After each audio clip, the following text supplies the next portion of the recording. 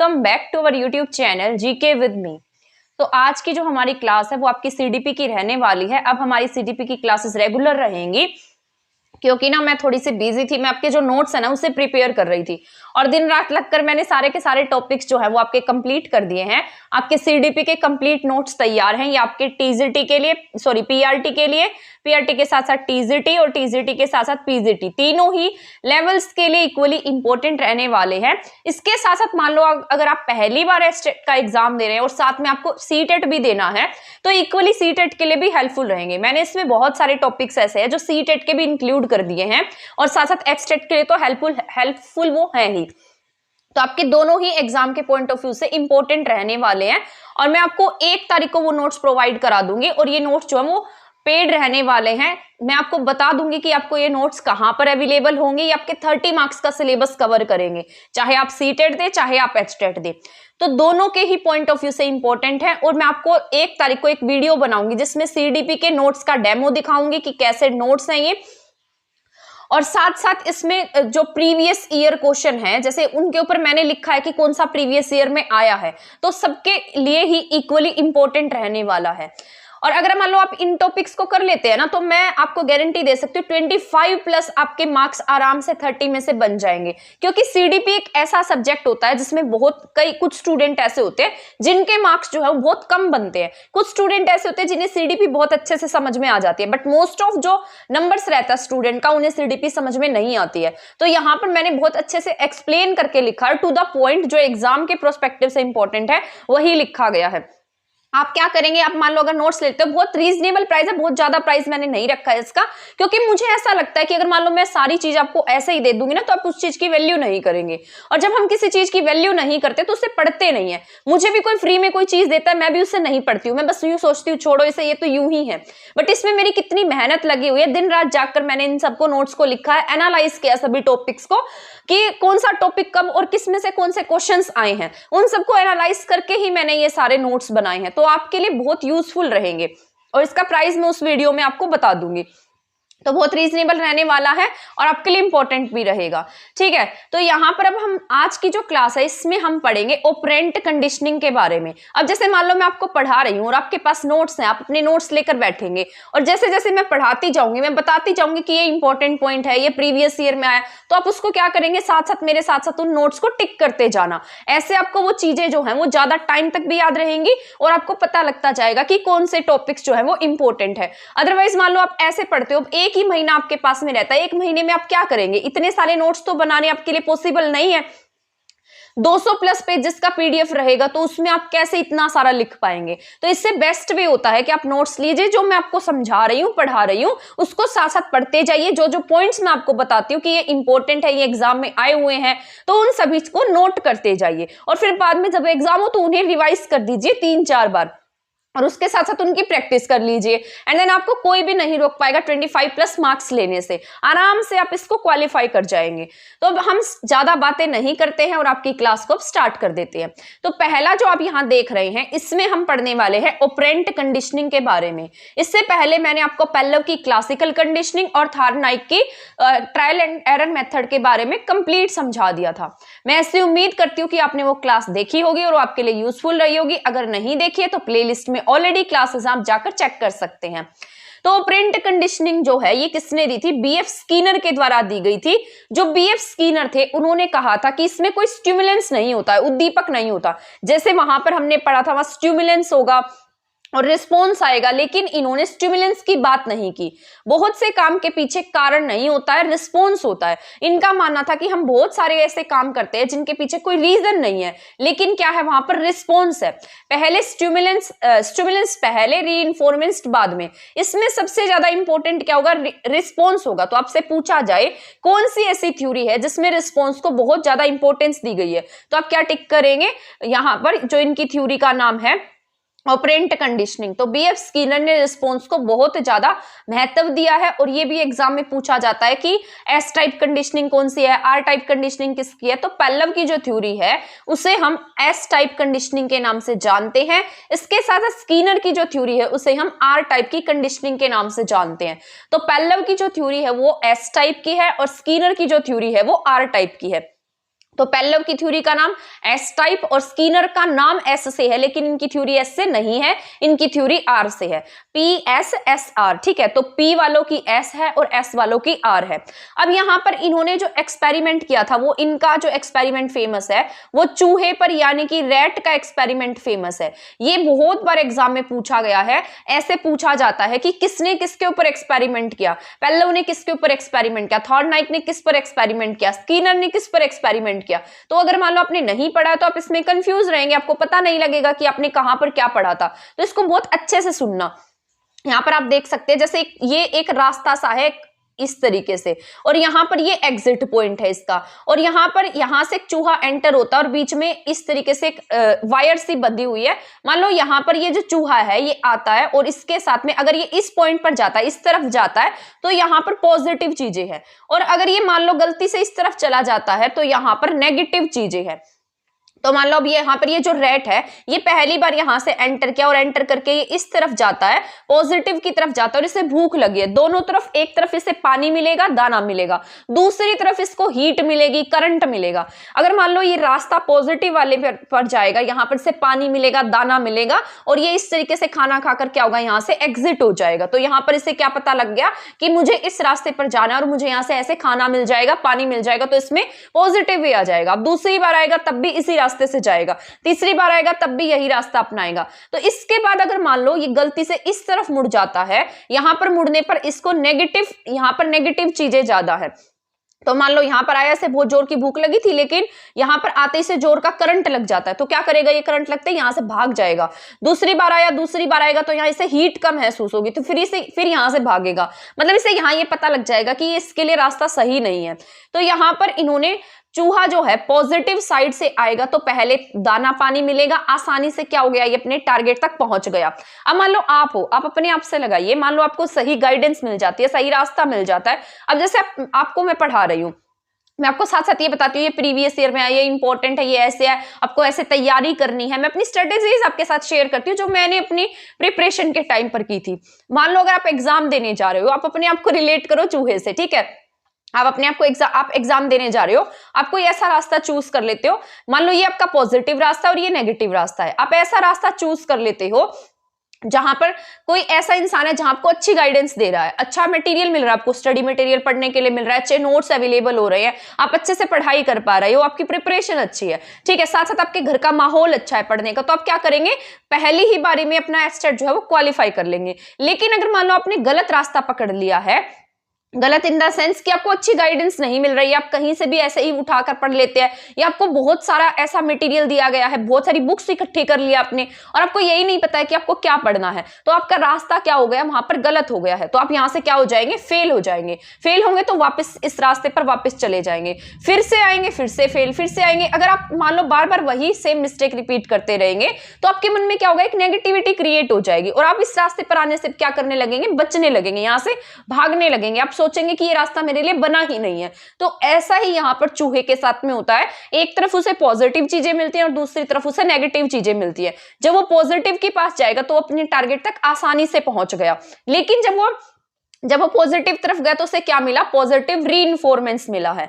यहां पर रीइंफोर्समेंट जो किसी काम को बढ़ाता है, आगे बढ़ाएगा उसे काम करने के लिए, उसे हम पॉजिटिव रीइंफोर्समेंट कह देते हैं। अब वो काम करेगा, इसके जो अपोजिट साइड है वहां पर नेगेटिव तरफ चूहे को क्या लगा, करंट लगा था, वो फेल वाली कंडीशन याद रख लेना। तो यहां पर क्या हुआ, नेगेटिव की तरफ चूहे को क्या लगा, करंट लगा, हीट मिली, तो उसे क्या मिला, नेगेटिव रीइंफोर्समेंट मिला है। अब यहां पर इसे नेगेटिव रीइंफोर्समेंट मिला तो ये काम करने से पीछे भागने लगा। अब यहां पर रिस्पॉन्स क्या था इसका, पानी और दाना क्या थे, रिस्पॉन्स थे। इसके बाद जो इसने काम पूरा किया वो क्या था, इसका रीइंफोर्समेंट था, यानी कि इसको काम करने के लिए प्रेरित किया किसने, दाना पानी ने। इसको पता लगा कि मैं यहां अगर ऐसे जाऊंगा तो मुझे यहां पर दाना पानी मिलेगा। तो जो स्कीनर है उन्होंने रीइंफोर्समेंट के बारे में बताया है, एक पॉजिटिव और एक नेगेटिव। अगर हमें पॉजिटिव रीइंफोर्समेंट मिल रहा है तो हम अपना काम करेंगे, अगर नेगेटिव रीइंफोर्समेंट मिल गया है तो हम उस काम को करने से दूर भागते हैं।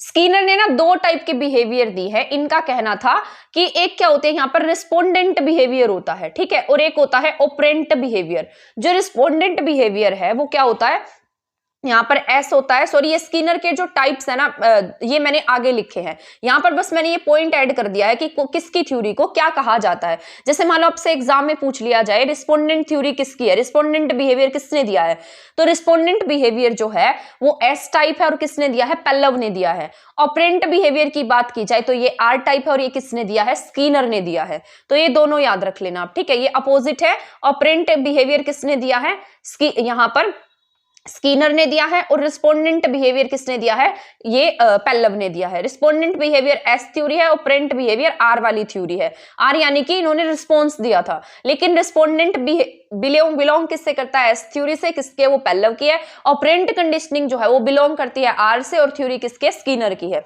तो यहां से आपको ये दोनों पॉइंट समझ में आ गए होंगे। अब यहाँ पर ऑपरेंट के टर्म पर यहाँ पर शेपिंग बिहेवियर की बात कही गई है। शेपिंग का मतलब होता है, ये ना एग्जाम में पूछा जाता है कि किसने किसकी बात कही है, ये प्रीवियस ईयर क्वेश्चन है ये शेपिंग बिहेवियर वाला। तो स्किनर ने किसकी बात कही है, शेपिंग की बात कही है। इनका कहना था कि रीइंफोर्मेंस देकर हम बच्चे को जैसा चाहे उसका बिहेवियर वैसे ही बना सकते हैं। अब इन्होंने पॉजिटिव वे में लिया तो पॉजिटिव बिहेवियर बन गया, नेगेटिव करेंगे तो उसका बिहेवियर नेगेटिव बन जाएगा। इसके बाद नेक्स्ट पॉइंट पर चलते हैं। रीइंफोर्मेंस है क्या, अभी मैंने आपको रीइंफोर्मेंस करी हुई, क्या है, 2 टाइप का होता है ये जो हमें काम करवाता है। एक पॉजिटिव होगा, कॉन्टिन्यूस होता है, यानी कि जैसे हम मतलब अलग अलग टाइप से होगा ये, जैसे कॉन्टिन्यूस होता है और एक आंशिक होता है। तो यहाँ पर जो कॉन्टिन्यूस रीइंफोर्समेंट है, यहाँ पर जो है मान लो बच्चे ने कोई भी काम किया, हमने हर बार बच्चे को क्या दे दिया, वेरी गुड देते गए, जिससे क्या होगा, बच्चा आगे बढ़ेगा। लेकिन ना ये बड़ी क्लासेस के लिए इंपॉर्टेंट नहीं होता। मान लो जैसे छोटी क्लास के बच्चे आपने देखे होंगे, जो बच्चे नर्सरी क्लास में पढ़ते हैं या फिर जो LKG UKG क्लास में है, उनके ऊपर ये बहुत काम करता है। आप उनकी नोटबुक देखना, उनकी नोटबुक के हर पेज पर उनकी स्कूल में मैडम उन्हें क्या देती है, वेरी गुड देती है। वो किस लिए दिया जाता है, वो एक कॉन्टिन्यूस रीइंफोर्समेंट होता है, क्योंकि जो छोटे बच्चे हैं वो ऐसे ही काम करते हैं, उनका पढ़ने का ऐसा ही तरीका होता है, क्योंकि उन्हें इतनी समझ नहीं होती और उन्हें हम वेरी गुड देकर क्या कर सकते हैं, आगे बढ़ा सकते हैं। बच्चों को वहां पर रीइंफोर्समेंट की नीड होती है, इसलिए हम क्या करते हैं, उसे कॉन्टिन्यूस रीइंफोर्समेंट देते हैं। हर काम पर बच्चे को वेरी गुड दिया जाता है, और ये कॉन्टिन्यूस किस पर होगा, नर्सरी के बच्चों के लिए होगा। इसके बाद हम आंशिक की बात करते हैं। तो जो आंशिक होता है वो 2 टाइप्स में होता है, एक अंतराल में होगा और एक अनुपात में होगा। अंतराल यानी कि एक टाइम पीरियड के बाद देंगे, अनुपात होता है यानी कि हम रेशो में देंगे कि अगर आपने इतना काम किया, 5 टाइम्स टेबल दिए तो आपको वेरी गुड मिलेगा, आपने 3 टाइम्स क्वेश्चन लिखे हैं तो आपको वेरी गुड मिलेगा। अंतराल होता है हर 15 दिन के बाद में, जैसे टॉपर्स को दिया जाएगा, हर 15 दिन के बाद में टॉपर्स को ये अवार्ड मिलेगा, यानी कि मैं आपका टेस्ट लूंगी, 15 डेज का जो टॉपर रहेगा उसको मैं वेरी गुड दूंगी, चॉकलेट दूंगी। तो इस तरीके से क्या होता है, ये एक टाइम पीरियड में होता है, अनुपात वाला, रेशो में होता है। तो यहां पर यही मैंने आपको पॉइंट अभी एक्सप्लेन कर ही दिए हैं। अनुपात में क्या आएगा, यहां पर अनुपात वाला भी निश्चित होता है और परिवर्तित होता है। यहां पर परिवर्तित यानी कि अपनी मर्जी से हम क्या देंगे, उसे अवार्ड दे रहे हैं। निश्चित यानी कि उसने अगर 3 बार पहाड़े लिख कर लाओगे तो आपको क्या मिल जाएगा, वेरी गुड मिल जाएगा। तो परिवर्तित जो है चेंजेबल है, यानी कि जब मेरा मन करेगा तब मैं उसे क्या दूंगी, रीइंफोर्समेंट दूंगी, टाइप ऑफ वेरी गुड दूंगी, ठीक है। इसके बाद अंतराल की बात कर लेते हैं। अंतराल में यहाँ पर जैसे 15 डेज की बात हो रही है, तो इसमें जैसे एक निश्चित होगा और परिवर्तित होगा। परिवर्तित क्या होता है, अपनी मर्जी से कभी भी, और निश्चित यही सेम टू सेम है, 1 हफ्ते में चॉकलेट, 2 हफ्ते में चॉकलेट। तो ये मतलब एक तरीके से यहाँ पर टाइम फिक्स है। अब आपसे पूछा जाए कि इसमें से बेस्ट कौन सा है, तो इसमें से जो बेस्ट है वो आंशिक वाला जो है वो सबसे बेस्ट है। लेकिन इनमें बात की जाए तो परिवर्तित सबसे बेस्ट है, फिर निश्चित सबसे बेस्ट है, एंड देन परिवर्तित, एंड देन निश्चित वाला सबसे बेस्ट है, ठीक है। तो ये आपको याद रख लेना है, आंशिक सबसे बेस्ट है, इसके भी अनुपात का परिवर्तीय सबसे बेस्ट है। तो यही मैंने बताया, ये आपके आंशिक के टाइप थे, और इसमें से जो परिवर्तित है कौन से वाले का, अनुपात वाले का जो परिवर्तित है वो क्या है, सबसे बेस्ट है। तो आपको याद रखना है, ये एग्जाम में पूछे जा सकते हैं। अब हम बात कर लेते हैं दंड की और पनिशमेंट देते हैं हम बच्चों को, रीइंफोर्समेंट देते हैं। नेगेटिव रीइंफोर्समेंट में और पनिशमेंट में क्या डिफरेंस होता है। जो पनिशमेंट है उसमें ना बच्चे के मन में डर पैदा हो जाता है, हम जितना चाहे, मतलब हमें ना बहुत कम से कम जो दंड है उसका यूज करना चाहिए, बच्चों को पीटना नहीं चाहिए। अगर मान लो वो कोई काम कर रहे हैं, जैसे मान लो उनसे हमने टेबल लिखवाई तो उसने गलत लिख दी और हमने उसे चांटा मार दिया। चांटा मारने के बाद क्या होगा, जो बच्चा होता है उसके मन में एक डर बैठ जाएगा, वो आगे काम को करने से डरने लगेगा, वो आपको कॉपी चेक करवाने से डरने लगेगा कि कहीं मैम क्या ना कर दे, हमें थप्पड़ ना मार दे। इसके बाद यहाँ पर नेगेटिव रीइंफोर्समेंट जो होता है वो बच्चे को गलत काम करने से बचा लेता है। इससे बच्चे का दिमाग विकसित करके गलत काम करने से बचा सकते हैं। एक साइड हम उसे क्या कह सकते हैं कि नहीं ये ऐसे नहीं आएगा, या फिर आप इसको ऐसे कर सकते हो, आपने गलत किया है, आपको ये वाली स्ट्रेटेजी फॉलो करनी है। तो ये नेगेटिव रीइंफोर्समेंट दे दिया हमने उसे, तो यहाँ पर हम उससे वो काम करने से क्या कर रहे हैं, बचा रहे हैं, उसे पीट नहीं रहे हैं। पनिशमेंट में हम उसे पीटते हैं और उसकी गलती नहीं बताते, लेकिन नेगेटिव रीइंफोर्समेंट में उसे इसकी गलती बताएंगे और इससे क्या होगा, अपनी गलतियों को सही करेगा और ये क्या है, नेगेटिव रीइंफोर्समेंट हो जाएगा। मतलब उसको नेगेटिव रीइंफोर्समेंट से हम क्या कर लेते हैं, ऐसे बचा लेते हैं। ये दंड में और नेगेटिव रीइंफोर्समेंट में एक डिफरेंस था। अब हम पढ़ लेते हैं पुनर्बलन के बारे में। पुनर्बलन जो है ये सतत होता है और आंशिक होता है। आंशिक वाला जो है अनुपात में और अंतराल में होता है, अभी मैंने आपको बताया था। उसमें एक निश्चित होगा, फिर परिवर्तनीय होता है, फिर निश्चित होता है, फिर परिवर्तीय होता है। ये अनुपात वाला एक फिक्स्ड रेशो में दिया जाता है और अंतराल वाला एक फिक्स्ड टाइम पीरियड पर दिया जाता है। ये यहाँ पर एक मतलब फिक्स्ड भी हो सकता है और निश्चित चेंजेबल भी हो सकता है। तो ये जो रेशो में दिया जाएगा, अनुपात में दिया जाएगा, ये कैसे होगा, फिक्स्ड भी होगा और चेंजेबल भी होगा। ऐसे ही ये टाइम पीरियड वाला है, ये भी फिक्स्ड हो सकता है और एक चेंजेबल भी हो सकता है। इसके बाद ऑपरेंट कंडीशनिंग जो है, ये उद्दीपन अनुक्रिया अनुबंधन सिद्धांत SR थ्योरी की श्रृंखला में एक नया सिद्धांत है। तो ऑपरेंट कंडीशनिंग क्या है, इसका ये उद्दीपन यानी कि ये रिस्पॉन्स पर बेस करती है। इसे हम SR थ्योरी की श्रृंखला कहते हैं। जो वाटसन के व्यवहारवाद और मतलब व्यवहारवादी कौन थे, जैसे पेल्लव थे, और थार्डनाइक के प्रभाव के नियम पर आधारित है। थार्डनाइक ने लॉ ऑफ इफेक्ट दिया था और साथ साथ जो पेल्लव की थ्योरी थी और वाटसन का व्यवहारवाद था, उन सभी के ऊपर क्या है, बेस्ड थ्योरी है। इसके बाद नेक्स्ट पॉइंट है, जो अनुक्रियाएं किसी ज्ञात उद्दीपक से संबंधित नहीं होती उन क्रियाओं को स्टिमुलेंस ऑपरेंट कंडीशनिंग कहा जाता है। यानी कि जो प्रक्रियाएं ऐसी हैं जिसमें कोई ज्ञात उद्दीपक नहीं है, स्टिमुलेंस नहीं है, उनसे रिलेटेड नहीं होती है, उन्हें हम क्या कहते हैं, स्टिमुलेंस ऑपरेंट अनुक्रिया कहते हैं। जैसे लालच का प्रयोग करके हम स्टिमुलेंस नहीं ला सकते, ओनली रिस्पॉन्स बाहर ला सकते हैं। जैसे यहाँ पर क्या नहीं कर सकते हम, स्टिमुलेंस, जैसे किसी को कोई लालच दिया, लालच देकर क्या नहीं लाएंगे, स्टिमुलेंस नहीं ला सकते, ओनली रिस्पॉन्स आएगा यहाँ से हमें। सक्रिय व्यवहार में स्टिमुलेंस नहीं होगा, इससे ओनली रिस्पोंडेंट बिहेवियर होगा, यानी कि इसमें हमें सिर्फ रिस्पॉन्स मिलेगा, रिस्पोंड मिलेगा, इसलिए इसका नाम भी रिस्पोंडेंट बिहेवियर है। शेपिंग बिहेवियर होता है, यानी कि जैसा हम बच्चे को चाहेंगे वैसा उसे बना देंगे, तो ये शेपिंग बिहेवियर है। तो आपसे पूछा जा सकता है ये जो शेपिंग टर्म है किसकी है, ये स्कीनर की है। S for shape and S for Skinner, तो याद रख लेना। अब पॉजिटिव रीइंफोर्समेंट में क्या आ रहा है, जैसे हमने फूड दिया, वाटर, रिस्पेक्ट, हमने किसी की प्रशंसा की, लव है यहाँ पर, तो ये पॉजिटिव रीइंफोर्समेंट है। नेगेटिव की बात की जाए तो बच्चे को डराना, धमकाना, डांटना, तो ये सारा किस में आएगा, नेगेटिव रीइंफोर्समेंट में आ जाएगा। इसके बाद रिस्पोंडेंट बिहेवियर जो पेल्लव ने दी है, वो क्या है, रिस्पोंडेंट बिहेवियर है। इसके साथ साथ रिस्पोंडेंट बिहेवियर किसने दी है, पेल्लव ने दी है। ठीक है, यहां पर हमने पढ़ा था रिस्पोंडेंट बिहेवियर जो है पेल्लव का है, स्टिमुलेंस नहीं है, इसमें रिस्पोंडेंट बिहेवियर है। सक्रिय व्यवहार जो होता है उसमें क्या है, स्टिमुलेंस नहीं है, इसमें क्या है, ओनली रिस्पोंडेंट बिहेवियर होगा, यानी कि रिस्पॉन्स मिलेगा, स्टिमुलेंस नहीं मिलेगा। इसके साथ साथ यहाँ पर जो थ्योरी है, ये सॉरी मैंने पहले गलत बोल दिया था, रिस्पोंडेंट थ्योरी जो है बिहेवियर जो है वो किसका है, पेल्लव का है। ठीक है, और ऑपरेंट वाला किसका है, ये स्कीनर का है। इसके बाद है इम्प्लीकेशंस क्या है, यानी कि हम बच्चे को स्कूल में पढ़ाते हुए क्या क्या सिखा सकते हैं या हम इस थ्योरी का स्कूल में कैसे यूज कर सकते हैं। तो इम्प्लीकेशंस है, शिक्षक सीखने की प्रक्रिया और परिस्थिति को इस प्रकार नियंत्रित करे, इस प्रकार आयोजित करे ताकि जो सीखने वाला है वो उचित पुनर्बलन यानी रीइंफोर्समेंट द्वारा निरंतर आगे बढ़ता जाए। इसका मतलब ये है कि हम क्या कर सकते हैं, यहाँ पर जो रीइंफोर्समेंट थ्योरी मैंने आपको बताई है उसका यूज कर सकते हैं और उसका यूज करके हम बच्चे को क्या कर सकते हैं, आगे बढ़ा सकते हैं। जैसे मान लो अगर हमने पॉजिटिव रीइंफोर्समेंट हम यूज कर रहे हैं तो बच्चा सीधी सी बात है आगे की तरफ जाएगा, वो सीखने के लिए क्या होगा, प्रोत्साहित होगा, उसे सीखने में कम असफलता और निराशा का सामना करना पड़ेगा। यानी कि हम उसे अगर अच्छी गाइडेंस दे देंगे तो वो क्या होगा, असफलता की तरफ ना जाकर सफलता की तरफ चला जाएगा। इसका प्रयोग व्यवहार परिमार्जन में, यानी ऐसे हम इसका यूज करके हम उसके बिहेवियर को भी मॉडिफाई कर सकते हैं, उसके बिहेवियर में भी चेंज ला सकते हैं। स्कीनर ने कहा था कि हम अपने आप में वही होते हैं जिसके लिए हम प्रोत्साहित या पुरस्कृत किया गया होता है। यानी कि इनका कहना था कि हम क्या होंगे, अपने आप में वही होंगे जिसके लिए हमें क्या किया गया, मोटिवेट मोटिवेट किया गया या जिसके लिए हमें पुरस्कार दिया गया। अब जैसे मैं हूं, मैं आपको पढ़ा रही हूं, तो आप मुझे कहीं ना कहीं कमेंट करके बोलते हैं कि मैम आप अच्छा पढ़ाते हो, तभी मैं आपको पढ़ाती हूँ, तो मुझे कहीं ना कहीं मोटिवेशन मिला उस काम को करने का, मुझे रिस्पॉन्स मिला, तभी मैंने क्या किया, उसको पढ़ाया है। तो स्किनर ने भी यही कहा है कि हम अपने आप में वही होते हैं जिसके लिए हमें प्रोत्साहित किया गया होता है और साथ साथ हमें उसके लिए पुरस्कृत किया गया होता है। तो ये थी आपकी बीएफ स्किनर की थ्योरी। तो आई होप आपको समझ में आई होगी, जिसका नाम है ऑपरेंट कंडीशनिंग, जिसमें इन्होंने चूहे पर एक्सपेरिमेंट किया है और रीइंफोर्समेंट्स की थ्योरी दी है, पॉजिटिव रीइंफोर्समेंट्स और नेगेटिव रीइंफोर्समेंट्स। पॉजिटिव होता है जो बच्चे के लिए अच्छा होगा, जिसके लिए बच्चा जो है अपने लक्ष्य की तरफ चला जाएगा। नेगेटिव वो होगा जो उसे किसी काम को करने से रोक लेगा, तो नेगेटिव रीइंफोर्समेंट्स होता है। आई होप ये जो थ्योरी है आपको अच्छे से समझ में आ गई होगी।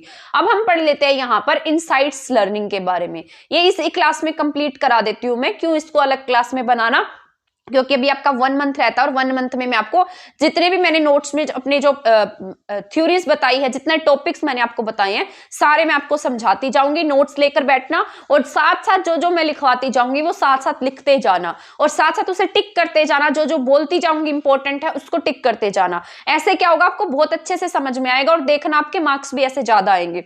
मैं जब पढ़ती थी मुझे भी ऐसे ही पढ़ाया जाता था, मतलब पहले मेरे हाथ में नोट्स होते थे एंड देन मैं फिर क्लासेस देखती थी, फिर पढ़ती थी, मुझसे ऐसे नहीं पढ़ा जाता था। तो आप ऐसे पढ़ सकते हैं, ठीक है। ऐसे आपका टाइम भी बच जाएगा, आपको ज्यादा टाइम वेस्ट भी नहीं करना पड़ेगा। इस टाइम का यूज आप किसी और सब्जेक्ट में कर सकते हैं। जितना आप यहाँ पर बहुत ज्यादा लिखने में टाइम लगाएंगे उसका यूज आप कहीं और कर लेंगे, किसी और सब्जेक्ट को स्ट्रॉन्ग करने में कर लेंगे, अपने मेन सब्जेक्ट को स्ट्रॉन्ग करने में कर लेंगे। अदरवाइज आप इसमें लिखते ही रहेंगे। मुझे पता है कितना टाइम लगा लिखने में, इसलिए मैं आपको कह रही हूँ। यहाँ पर है अंतर्दृष्टि द्वारा सीखना, यानी कि insight theory of learning. Insight theory of learning क्या होती है? इनसाइट थ्योरी होती है, जैसे मान लो जो हमारे मन में है, मन में एक दृष्टि आ जाती है जिससे कि हम क्या कर सकते हैं, पुरानी चीजों को नई और पुरानी चीजों से हम अपनी नई जो प्रॉब्लम्स है उनको सॉल्व कर सकते हैं। यानी कि हमारे पास्ट में हमारे लिए कोई प्रॉब्लम आई थी और आज हमने उस पास्ट एक्सपीरियंस के बेस पर क्या कर लिया, अपनी प्रॉब्लम को सॉल्व कर लिया। इसी को हम क्या कहते हैं, इनसाइट थ्योरी ऑफ लर्निंग, यानी कि अंतर्दृष्टि। हमारी अंदर की जो दृष्टि है उससे हमने क्या सीखा है, हमने हमारी प्रॉब्लम से क्या सीखा और उस प्रॉब्लम का हमने आगे क्या यूज किया। ये सभी किस में आते हैं, अंतर्दृष्टि में आते हैं, इनसाइट में आते हैं। यानी कि कहीं ना कहीं पास्ट एक्सपीरियंस से हमारे पास क्या आ गया, प्रॉब्लम का सॉल्यूशन आ गया। तो ये वाला टिक कर लेना, ये इंपॉर्टेंट है। यहाँ पर क्या जाता है, प्रॉब्लम का सॉल्यूशन आ जाता है। जैसे जिसे हम आहा मूवमेंट कहते हैं, ये पूछा जाता है व्हाट इज आहा मूवमेंट। आहा मूवमेंट इज प्रॉब्लम का सॉल्यूशन आ जाना। अब यहाँ पर कुछ साइकोलॉजिस्ट लिखे हैं मैंने, जैसे वर्देमियर है, कोफा है, लेविन है, पियाजे हैं, साइमन है, टर्मन है। इन सब ने कहा इंसान पर एक्सपेरिमेंट करो, जानवरों पर नहीं। क्योंकि ना जैसे मतलब इन्होंने, इनका मानना था कि जो जानवर है और जो इंसान है उन दोनों ही अलग हैं। क्योंकि इन सभी ने, जितने भी ये लर्निंग वाले हैं, इन सभी ने कहीं ना कहीं जानवरों पर एक्सपेरिमेंट किए हैं, लेकिन इन्होंने इंसानों पर एक्सपेरिमेंट नहीं किए। तो इनका मानना था कि आपको इंसानों पर एक्सपेरिमेंट करने चाहिए, जानवरों पर एक्सपेरिमेंट नहीं करने चाहिए। जानवरों की इंसाइट और जो ह्यूमन बीइंग है उनकी इंसाइट में डिफरेंस होता है। तो ये कुछ साइकोलॉजिस्ट है, इसके नाम आप याद रख लेना। यहाँ पर इन्होंने किस पर एक्सपेरिमेंट किया है, चिंपैंजी पर एक्सपेरिमेंट किया। ये इंपॉर्टेंट है, इसको टिक कर लेना, ठीक है। इसको सर्कल कर लो, किस पर एक्सपेरिमेंट किया, चिंपैंजी, और उसका नाम क्या था, चिंपैंजी का सुल्तान नाम था। ये भी इंपॉर्टेंट है, तो इसको भी टिक कर लेना। तो चिंपैंजी और सुल्तान 100 साल पहले ज्यादा प्रयोग, मतलब 100 साल पहले इस पर ज्यादा प्रयोग किए गए। 1912 से 17 में इसका प्रयोग किया गया और इसमें 1 से 2 दिन तक जो सुल्तान है उसको क्या रखा गया, भूखा रखा गया। इस थ्योरी का जो दूसरा नाम है वो क्या है, कॉलर की थ्योरी है, ठीक है। कॉलर का इनसाइट लर्निंग है, ये भी इंपॉर्टेंट है, इसको भी डबल स्टार लगा लेना। 1912 से 17 में प्रयोग किया गया और 1.5 डेज में मतलब इसको 1 और 2 डेज तक क्या रखा गया, भूखा रखा गया। और इसको एक बॉक्स में रख दिया गया, बॉक्स में खड़ा कर दिया गया और वहां पर क्या रख दिए गए, डंडे रख दिए गए। और साथ में ये जैसे चिंपैंजी है, ठीक है, चिंपैंजी के साथ में ये क्या रख दिए गए, इसके पास डंडे रख दिए गए और ये बाहर है, बाहर से इस तरीके से थोड़ा सा स्पेस छोड़ दिया गया और यहाँ पर इसके लिए एक टेबल सी थी जिस पर क्या रखे गए, बनानास रखे गए। अब ये जो चिंपैंजी है ये क्या करेगा, ये पहले यहाँ पर घूमता रहेगा, फिर इससे क्या लगेगी, पहले भूखा तो था ही, पहले अपने आप से कोशिश करेगा। मतलब एक तरीके से ये जो डंडे थे या पाइप थे, इनके पास में, इसके बैठे बैठे अपने माइंड में क्या आ जाएगा, आइडिया आएगा। आइडिया आएगा तो क्या करेगा, इन डंडों को उठाएगा और उठाकर क्या करेगा, ये मतलब जो डंडा है इसको बाहर लेकर आएगा और बनाना पर रखेगा और इससे बनाना मिल जाएंगे। इसे पहली बारी में क्या मिल गए, इसे बनाना मिल गया। यहां से इसका क्या क्रिएट हो गया, एक पास्ट एक्सपीरियंस क्रिएट हो गया। इस यहां पर इसको बहुत ज्यादा मेहनत करने की नीड नहीं पड़ी। एंड देन सेकंड एक्सपेरिमेंट फिर से चिंपैंजी पर किया गया। अब की बार ना इन्होंने क्या किया, एक बॉक्स ले आए। यहाँ पर जैसे ये तो था, इसमें चिंपैंजी तो था ही, अब ये बनाना जो इन्होंने ऊपर लटका दिए। इसके बाद यहाँ पर ये क्या है, स्टूल रख दिया और यहाँ पर चिंपैंजी था।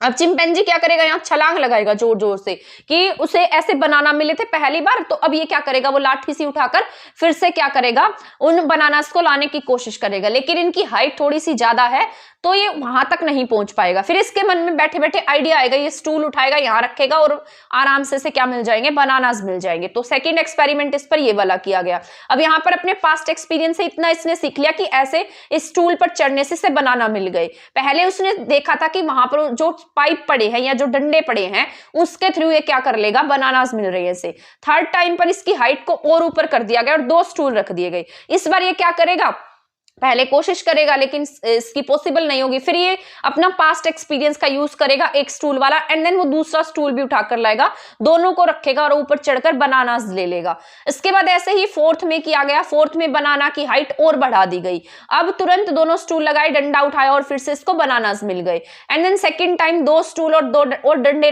2 ही डंडे रखे गए। अगर ये सभी समान ना हो तो ऐसे ही करके इसने यहाँ पर अपनी पास्ट एक्सपीरियंस या इनसाइट का यूज किया और फिर से इसको बनानास मिल गए। तो ऐसे 4-5 बार इस पर एक्सपेरिमेंट किया गया। किस पर, चिंपैंजी पर। चिंपैंजी का नाम क्या था, सुल्तान था। तो आपको ये याद रखना है इसका नाम क्या था, ठीक है। अगर ये सभी समान ना हो तो वह कैसे बनाना तक जाएगा। कोलर भी साथ में खड़े थे, मतलब यहां पर ये बात कही गई। अब की बार यहां पर ना क्या किया गया, जैसे ये जो बॉक्स था, इस बॉक्स में ना सिर्फ वो चिंपैंजी खड़ा था, लेकिन अब की बार कोई सामान नहीं था। अब की बार इसके सामने कौन खड़ा था, कोलर खुद खड़ा था, जो इसके ऊपर क्या कर रहा था, एक्सपेरिमेंट कर रहा था।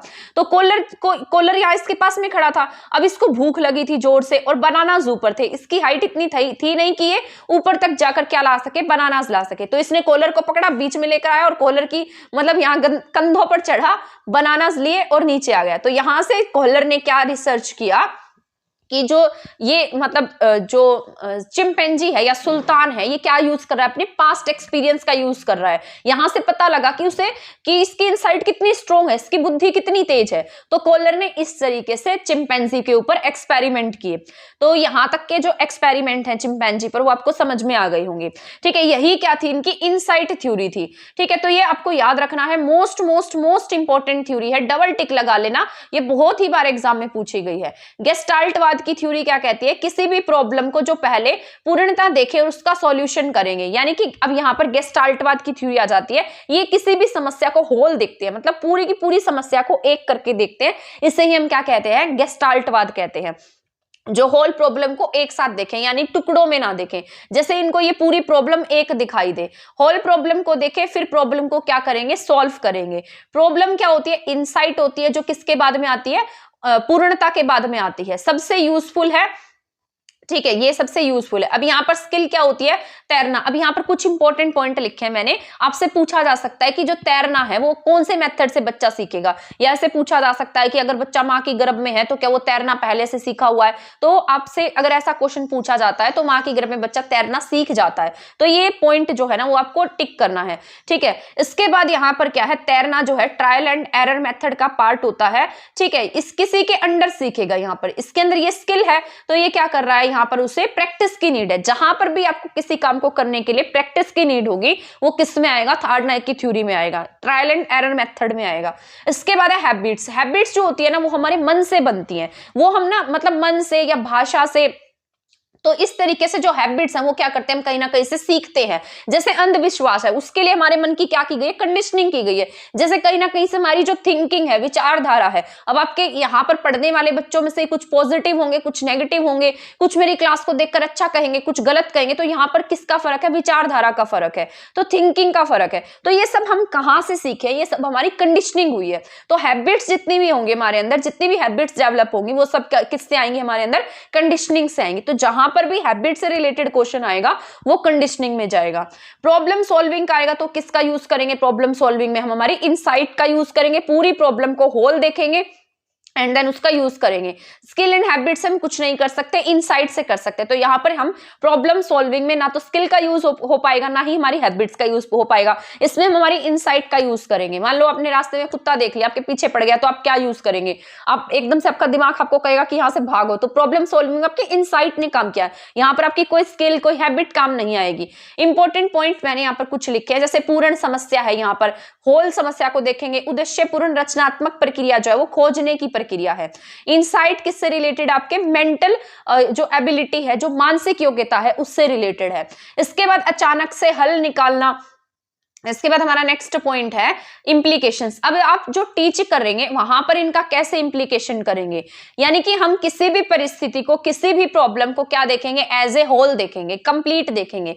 पाठ्यक्रम के निर्माण में गेस्टाल्टवाद का पालन करेंगे, सिर्फ हम इसमें तथ्यों का संग्रह नहीं करेंगे। बौद्धिक शक्तियों को इंपॉर्टेंस देंगे, साइंटिफिक मेथड्स का यूज करेंगे, एनालिटिकल मेथड्स का यूज करेंगे, ठीक है। और प्रॉब्लम सॉल्विंग किसने दिया, गेस्टाल्टवादियों की क्या है, ये प्रॉब्लम सॉल्विंग है, ठीक है। जो किसी भी प्रॉब्लम को एज अ होल देखते हैं उन्हें हम क्या किन के नाम से जानते हैं, गेस्टाल्टवादियों के नाम से जानते हैं। तो आई होप आपको ये क्लास समझ में आ गई होगी, आपके लिए हेल्पफुल रही होगी। आपको इसके नोट्स चाहिए तो 1 तारीख को आपको ये सारे नोट्स जो है वो अवेलेबल हो जाएंगे। मैं कमेंट सेक्शन में, डिस्क्रिप्शन सेक्शन में सारी जगह बता दूंगी, मतलब नोट कर दूंगी कि आपको ये नोट्स कहाँ से मिल सकते हैं एंड देन आप मुझसे ये नोट्स ले सकते हैं। ये आपके लिए बहुत ही यूजफुल रहेंगे, आपका टाइम बचेगा। इस टाइम का यूज आप कहीं और किसी सब्जेक्ट को स्ट्रॉन्ग करने में कर सकते हैं। आपके मेन सब्जेक्ट पर आपको बहुत फोकस्ड रहना है, ठीक है। इसके साथ साथ अगर आप नोट्स से और हमारी क्लासेस से भी पढ़ लेंगे तब भी आप 25+ मार्क्स आराम से ला सकते हैं। तो उसके बारे में डिस्कस करूंगी मैं अलग से वीडियो बनाकर, तो उस वीडियो को देखना आप बिल्कुल भी मत भूलना, आपके लिए हेल्पफुल रहने वाली है। तो अब मिलेंगे हमारी नेक्स्ट क्लास में नेक्स्ट टॉपिक के साथ। जितने टॉपिक मैंने पढ़ाए हैं आप सारे के सारे टॉपिक्स जो क्लासेस हैं और जो नोट्स हैं उनसे पढ़ लेना। उसके बाद जो टॉपिक मैं आपको पढ़ाऊंगी वो भी साथ साथ नोट करते जाना, जितना जितना मैं आपको नोट कराती जाती हूँ, जितना जितना बताती जाती हूँ कि ये इंपॉर्टेंट है, कौन से एग्जाम में आएगा। तो आई होप ये क्लास आपके लिए हेल्पफुल रही होगी। इसी तरीके से हमारे चैनल के साथ बने रहें। अगर आपने हमारा चैनल सब्सक्राइब नहीं किया तो प्लीज इसे सब्सक्राइब कर दें, वीडियो को शेयर नहीं किया तो शेयर कर दें। थैंक यू, धन्यवाद।